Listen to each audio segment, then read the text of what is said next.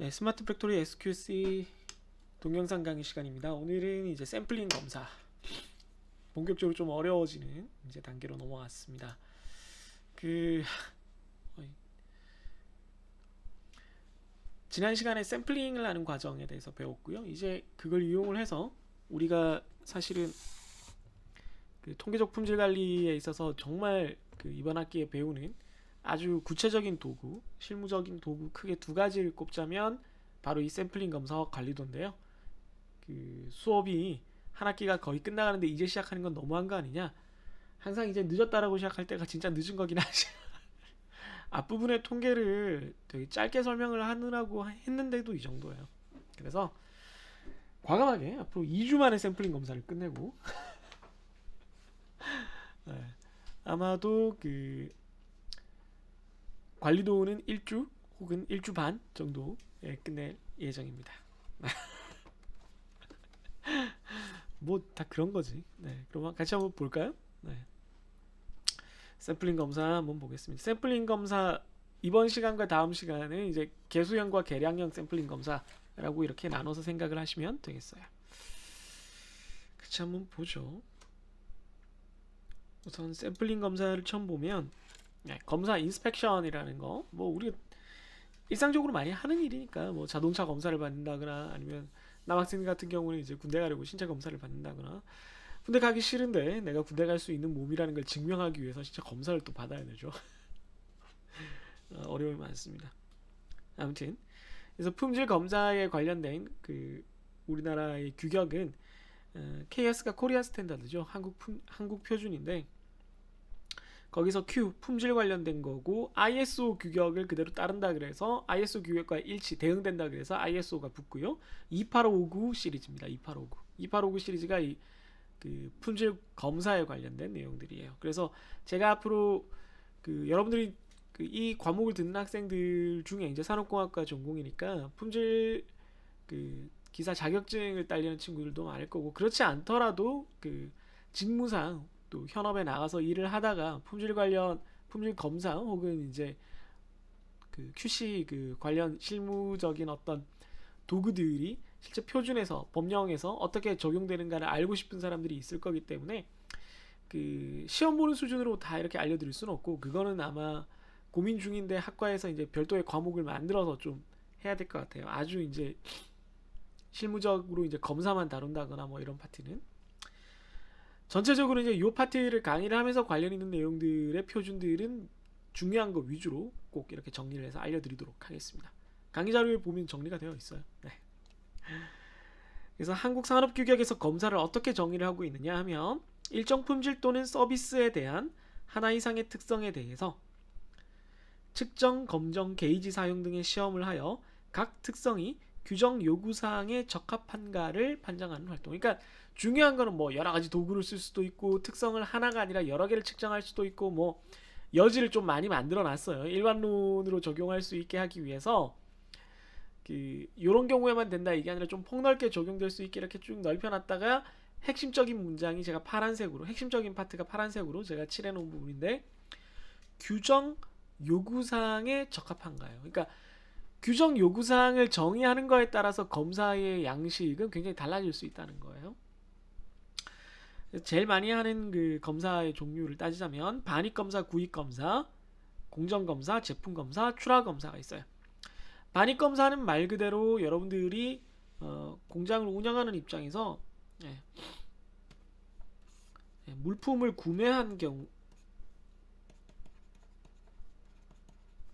물품이라고 하니까 좀 이해가 너무 그러면 왜 이렇게 굵게 돼 있냐? 재료나 부품을 구입한 경우에요.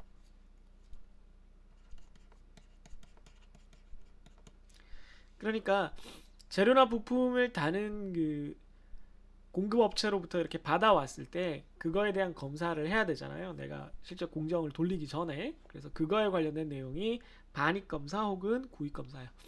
반입이라 그러면 어디 외부에서 이렇게 들여오는 거를 반입이라 그러죠. 공정검사는 이제 제조 과정에서 중간중간에 하는 거예요. 혹은 서비스업 같으면 서비스의 진행 과정이라고 보셔도 되겠습니다.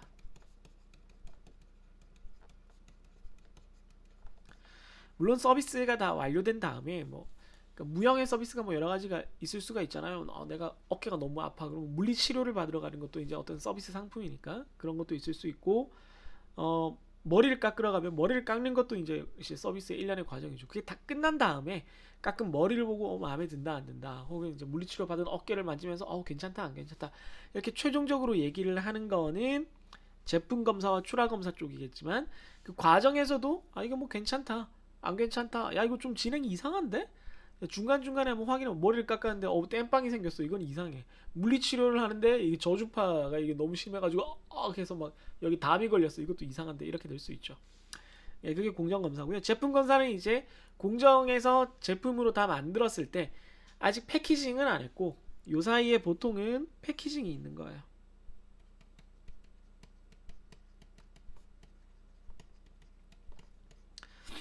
그러니까 고객에게 전달될 정도의 상품으로 완료는 안 됐는데 기능은 이미 되는 제품이 만들어져 있어요. 뭐 예를 들면 뭐 사탕인데 아직 포장지를 안 넣었다거나 뭐 그런 것들이 있을 수 있어요. 그러면 얘가 제대로 돼 있는지 사탕이면은 제대로 성분이 들어가 있는지 위생 상태는 괜찮은지를 이제 다 완제품을 만들었으니까 그 상태에서 검사를 해볼 수 있어요. 근데 그게 아니라 이걸 포장을 다 하고 고객들이 이 제품을 만났을 때 서비스를 최종적으로 만났을 때 다 끝냈을 때 정상적으로 이게 그 고객 만족, 고객의 요구사항을 만족시킬 수 있는가를 확인하는 게 이제 마지막에 출하 검사예요. 출하 검사가 되면 출하 검사 다음에는 말 그대로 바깥으로 나가는 거예요. 우리 회사에 바깥으로 이제 전달되는 거죠. 그 전에 최종적으로 확인을 하는 거죠. 그래서 이게 시간의 흐름에 따라 이렇게 정리를 해놓은 거예요. 그래서 이 검사의 종류는 그냥 시간의 흐름에 따라 정리된 거지 우리가 앞으로 따지게 될 검사의 종류랑은 관련이 없다라는 걸 알아두시면 되겠습니다. 자 그리고 우리가 학기 초반부터 계속 반복해서 얘기했지만 우리는 검사를 샘플링 검사로 할 거예요. 바로 전 시간에도 샘플링하는 방법에 대해서 배웠잖아요. 그렇기 때문에 샘플링 검사에 대해서 한번 생각을 해보면 그 초반부터 얘기했지만 전수검사의 단점은 그 비파괴인 경우에만 적용을 할 수가 있고 적은 숫자에 대해서만 적용을 할 수가 있어요. 많은 숫자에 대해서는 전수검사를 하기가 어렵죠. 그리고 각각의 검사 비용이 낮을 때, 작을 때, 그러니까 비용이 많이 들지 않을 때만 전수검사를 할 수 있고 반대로 샘플링 검사의 장점은 저비용으로 어떤 검사를 끝낼 수가 있고 그 다음에 그 적합 부적합이 딱 존재하는 경우에 할 수가 있어요. 그러니까 뭐는 합격이다, 뭐는 부적합이다 이렇게 기준을 만들어서 샘플링을 통해서 이 정도면은 로트 전체 부적합 이렇게 할 수 있는 경우에 할 수가 있고 다만 이렇게 판정을 했을 때는 판정 오류가 약간 생길 수는 있다라는 단점이 있습니다. 우리가 앞에서도 얘기했지만 1종 오류와 2종 오류의 얘기를 벌써 앞에서 했잖아요. 로트 전체는 너무나 우수한 품질의 제품인데 샘플링을 했더니 그 중에 정말 재수없게 불량품만 뽑혀서 들어갔더라. 그래서 검사를 했더니 다 불량품이야. 그럼 이 로트는 안 좋네, 썩었네, 버려야 되네. 그럼 다 버리는 거죠. 그런 오류가 발생을 할 수 있고 반대로 전체적으로 굉장히 불량한 로트인데 거기서 샘플을 뽑았더니 너무 좋은 애들만 뽑혔다. 그래서 뭐 이 로트는 괜찮겠네라고 해서 엉망인 로트가 고객들에게 전달되는 그런 사태가 생길 수도 있다라고 있습니다. 각각 1종 오류와 2종 오류죠. 이런 판정 오류가 생길 수 있는 게 샘플링 검사의 반대로 단점이죠. 그러나 기본적으로는 전수 검사의 한계점, 단점과 샘플링 검사의 장점이 이러한 문제를 다 상쇄할 만큼 중요하기 때문에 우리가 샘플링 검사를 쓰게 되죠. 자, 그래서 샘플링 검사 종류를 우리 입장에서 우리가 이번 학기에 지금 샘플링 검사에 대해서 이번 시간부터 다음 시간까지 배워볼 때 중요한 그 기준에 따라서 한번 살펴보겠습니다. 앞에서 그냥 흐름에 따라서 살펴본 거 말고요. 데이터의 종류 이게 가장 중요해요. 이번 시간에는 개수형 배울 거고요. 다음 시간에는 계량형 배울 겁니다. 개수형 그 샘플링 검사에서는 말 그대로 개수형이에요. 각각의 데이터 하나하나가 제품 하나하나가 부품 하나하나가 OK다 아니다 OX 문제를 푸는 거예요. 얘가 불량이다 아니다를 가지고 푸는 거니까 뭐 당연한 얘기지만 얘는 이산 확률 분포가 되겠죠.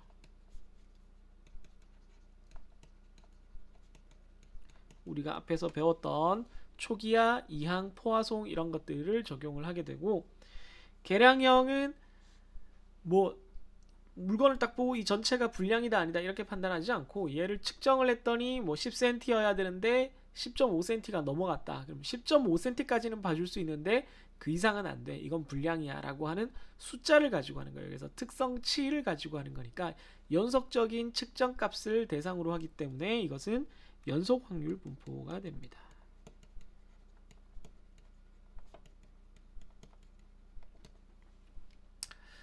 그래서 요 두 가지가 사실은 가장 크게 나뉘는 거예요. 그다음 뭐 횟수로는 1회 샘플링 검사, 2회 샘플링 검사, 다회 샘플링 검사, 축자 샘플링 검사가 있는데 1회, 2회에 대한 개념은 뭐 살짝 알려드릴 거고요. 주로 1회를 알려드릴 겁니다. 너무 복잡하니까. 2회 샘플링 검사는 그 우리가 앞에서 살펴본 2단계 샘플링이랑은 좀 달라요. 2단계 샘플링이랑은 다르고 그 말 그대로 두 번 샘플링을 하는 거예요. 두 번 샘플링. 예, 한 번 해서 보고 뭐 아주 좋으면 통과, 아주 나쁘면 탈락인데 또 뽑아서 봤는데 그러니까 그 사이에 있을 때 그러니까 회색 지대가 있는 거지. 처음 뽑았을 때는 이만큼 있을 때 아주 좋으면 통과, 아주 나쁘면 탈락인데 여기는 회색 지대면은 다시 또 한 번 더 하는 거예요.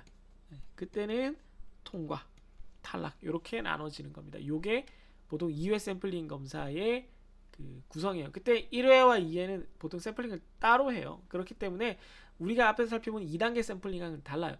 2단계 샘플링은 요 샘플 한 번을 뽑아낼 때 1단계로 그냥 랜덤 샘플링을 할 거냐 2단계로 서브로트해서 다시 샘플링을 할 거냐의 문제였던 거고, 그렇게 해서 한번 얻어진 시료를 한 번 쓰느냐 한 번, 두 번 쓰느냐 요게 1회 샘플링 검사, 2회 샘플링 검사 이런 의미입니다. 뭐 2회가 1회에 비해서 2회나 다회가 더 좋은 이유가 있겠죠. 그 한 번 뽑아서 되게 좋거나 되게 나쁘면 소수만으로도 샘플링 검사가 끝나요. 그런데 이제 그 사이에 그레이한 영역, 회색 영역이 되면 다시 이제 더 많은 샘플을 뽑아야 되기 때문에 이제 좀 안 좋아지지만 평균적으로는 1회보다는 더 적은 샘플로 해결을 볼 수가 있습니다. 그렇기 때문에 샘플 검사량이 줄어들죠. 절차가 좀 복잡해져서 담당자가 좀 골치가 아프다 이런 문제는 있겠지만 뭐 전체적으로는 좀 그 효율이 올라간다는 점이 있습니다. 그럼 2회 아니라 3회, 4회로 하면 안 돼요? 되죠. 네, 그렇게도 합니다. 그걸 아예 더 늘려서 거의 연속적인 흐름으로 만들어 놓은 것을 축차 샘플링 검사라고 합니다. 요거에 대해서는 이제 개념 정도만 보여드리도록 할게요. 네, 이거 사실은 요 하나하나에 대해서 각각에 대해서 적용할 수 있는 방법들이 그 한국산업표준에서 제시가 되어 있고, 여러분들도 다 공감할 수 있는 그 국가정보포털 이나라 장터에 아마 이나라 장터인가? 네, 홈페이지가 갑자기 기억이 안 나는데 하여튼 다 올라와 있어요. PDF가 볼 수 있게. 네, 그래서 아니면 학교 도서관에도 있고 그 봐서 그대로 따라하면 돼요. 근데 이제 다만 거기에 그 깔려 있는 의미를 이해해야 되니까 공통적인 이론을 제가 설명을 드린다는 거지. 그걸 뭐 매뉴얼처럼 보고 따라하는 건 물론 이제 이론을 모르면 좀 힘들겠지만 아예 이제 요 각각의 방법들에 대해서는 아주 구체적으로 적혀 있습니다. 그 다음 이제 수행 방식 기준에 따라서 분류가 이루어지는데요. 요게 여러분들한테는 더 어려울 수가 있을 것 같습니다. 요걸 좀 설명을 드릴게요. 자, 지금 규준형, 선별형, 지표형, 연속 생산형이 있는데 요즘 선별형은 선별형은 표준에서 빠졌고요. 이번 시간에 우리가 다룰 거는 규준형이랑 지표형이에요. 규준형은 말 그대로 어떤 고정된 기준을 사용을 한다는 거예요. 고정된 기준에 따라서 샘플을 딱 보고 몇 개 이상이면 로트가 다 합격, 몇 개 이하면 불량이, 몇 개 이상이면 로트가 다 불합격 이렇게 되는 거예요. 그렇기 때문에 요걸 그 기준을 어떻게 삼느냐에 따라서 생산자가 너무 유리하거나 불리할 수 있고 또 소비자가 너무 유리하거나 불리할 수 있기 때문에 우리가 OC 커브를 이용을 해서 소비자와 생산자 보호를 잘 조정을 해주게 됩니다. 요 소비자와 생산자 보호를 뭘로 한다고요? 네, 우리가 OC 커브에서 배웠던 것으로, OC 곡선에서 배웠던 것으로 합니다. 그 다음에 지표 선별형은 뭐 요즘엔 안 쓰지만 그 표준에서 빠져 있는데 선별형 검사는 불합격 로트가 나오면, 그러니까 그 전에는 했을 때 뭐 샘플을 봤더니 분량이 하나도 없네요. 그럼 이 로트는 다 합격, 이 로트는 다 쓰죠. 손님에게 팔도록 하죠. 그냥 팔면 된다는 거예요. 그런데 봤는데 이 로트에서 분량이 좀 많이 나왔어. 그럼 이 로트를 다 버려야 된다는 게 규준형이었다면, 이 로트가 분량이 좀 많이 나와서 버리게 되는 상황이 처해졌을 때는 그 로트를 다 까서 전수검사를 하겠다는 게, 하나하나씩 다 전수검사하겠다는 거야. 제가 여러분들 지금 2020년 1학기 기준으로 제가 코로나 사태 때문에 여러분들 요 선별형 검사를 하겠다는, 그러니까 묶어서 묶음 검사를 하겠다라는 거에 대해서 제가 문제도 냈고 동영상도 올려드렸었어요. 기억나시나요? 그게 바로 선별형 검사에 해당합니다. 그래서 묶어서, 물론 이제 샘플이랑 좀 다르긴 한데, 거기서 이제 샘플이 아니라 5개가 이미 다 그 묶음으로 이제 된 거죠. 샘플과 10개의 묶음은 좀 다른 거긴 한데, 어쨌든 이 경우에도 샘플 뜯어서 봤을 때 분량이 좀 많다 싶으면 전수검사를 해서 불량품만 버리고 최대한 양품을 쓰겠다는 거예요. 그래서 생산자 손해 최소화에 초점이 맞춰져 있어요. 얘 단점이 뭐겠어요? 네, 검사 비용이 많이 들지. 전수검사가 포함되니까 검사 비용이 증가하게 되죠. 네, 검사 비용이 증가합니다. 검사 비용이나 시간이 증가한다는 문제가 당연히 생깁니다. 그래서 좀 이건 잘 고민을 해봐야 돼요. 이 정도의 불량률일 때 우리가 로트를 탈락시키기로 했는데, 버리기로 했는데, 그 로트에서 쓸만한 제품을 살리기 위해서 전수검사를 한다 그랬을 때 검사 한 개 한 개 한 개 하는 비용과, 그래서 제품 쓸 수 있는 양품을 한 개 한 개 한 개 한 개 살리는 비용, 그래서 내가 얻는 이익 중에 어느 게 더 큰지를 따져봐야 돼요. 이때는 단순히 검사 비용뿐만 아니라 검사가 굉장히 길어짐에 따라서 다른 검사가 밀리거나, 혹은 그 인원들이 다른 일을 못하거나 전체 생산 스케줄에 장애가 생기거나, 이런 것들을 다 고려를 해야 되는데, 그런 걸 고려했을 때는 이게 아주 좋은 방법이 되기는 힘들다는 거죠. 왜냐하면 불규칙하게 전수검사가 발생을 하고, 그렇기 때문에 샘플링 검사가 일정하게 이루어지지 못하고 중간에 퉁퉁퉁 멈춰요. 그럼 전수검사하는 팀은 따로 있으면 되지 않나요? 그럼 그 전수검사하는 팀은 계속 놀다가 전수검사 생기면 갑자기 일이 몰리고 그럴 텐데, 그것도 좀 적절하지 않죠. 일정한 흐름으로 생산도 일어나고 검사도 일어나고, 이게 바람직한 거니까, 그런 의미에서도 선별형이 좀 그렇게 뭐랄까요, 아주 유용한 검사 방법은 아니었던 것 같아요. 아니었다고 생각합니다. 그래서 이번 표준에서 빠진 것 같고, 지표형, 보통 표준에서는 지표형이라고 부르고, 예전에 이제 조정형 검사라고 불렸던 것이 이제 이렇게 명칭이 바뀌었는데, 말 그대로 조정형이었어요. 그래서 조정형이라는 말은, 혹은 지표라는 말은 어느 정도의 수준을 나타내는 표라는 뜻이거든요. 네, 지수표라는 뜻이니까.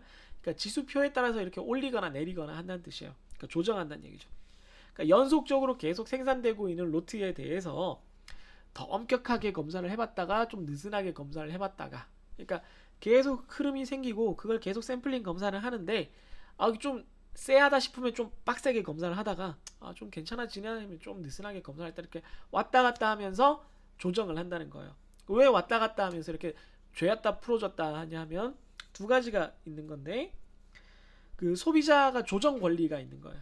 그러니까 얘가 좀 납품하는 애가 품질이 좀 안 좋은데, 그럼 좀 쪼는 맛이 있는 거고 쪼아서 야 나 이제 검사 빡세게 한다, 그럼 이제 상대가 좀 품질 관리 해야 되겠구나 이렇게 생각을 하는 거고, 또 품질이 계속 좋은, 이제 나중에 설명드리겠지만 합격 품질 수준, acceptance quality level이라 그래서 그 합격되는 품질을 이제 소비자가 결정을 해놓으면 그걸 충족하는 생산자의 제품을 봤을 때는 계속 합격이네, 계속 품질이 좋네, 이런 경우에는 좀 느슨하게 검사를 해서 그 사람에게 좀 유리하게 해주고, 동시에 그 사람이 공급을 원활하게 해주면서 AQL을 만족하는 제품을 계속 만든 생산자의 제품을 어지간하면 다 통과할 수 있도록 해준다는 거죠. 그래서 우리가 잠시 후에 보겠지만 AQL을 지표 삼아서, AQL, 그러니까 합격 품질 수준을 우리가 목표 값으로 삼아서 이거를 만족시키는 그런 로트를 우리가 받아들이겠다라는 생각으로 그 샘플링 검사를 디자인을 하게 돼요.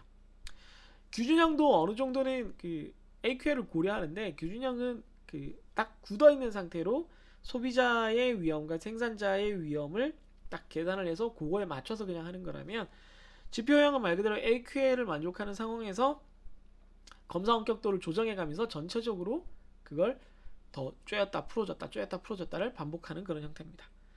마지막으로 연속 생산형은 이제 계속 생산되면서 계속 하나씩 이렇게 보는 거예요. 축차 쪽에 가깝죠. 네, 같이 한번 보죠. 그래서 벌써 50곡선 얘기하기 전에 지금 2페이지만으로 이렇게 떠든가요? 큰일 났네. 네, 앞부분에 개념 설명하는데 좀 시간이 걸렸네요. 네, 그러면 네, 에쿠야. 네, 잠시 쉬었다가 네, AQL OC 곡선에 대한 설명을 통해서 네, 다시 돌아오도록 하겠습니다. OC 곡선이 정말 중요하니까요. 이번 시간에 있어서 잠시 후에 올 동영상을 여러분들 집중해서 봐주시길 바랍니다.